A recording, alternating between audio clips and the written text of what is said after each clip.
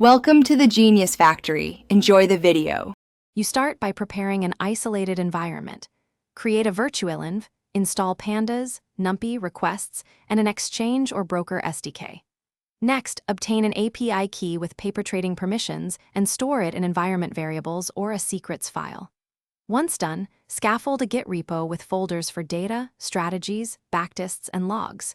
Make sure to add a simple README and a run script. This gives you a reproducible baseline to iterate on without delaying the algorithm development.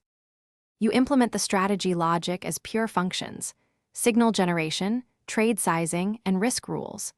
Then load cleaned historical ticks or candles and vectorize calculations with pandas to compute indicators and positions. Run backtests that simulate fees, slippage, and order execution latency.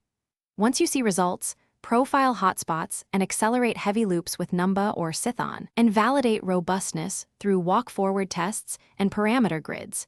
Make sure to save trade logs and performance metrics for comparison.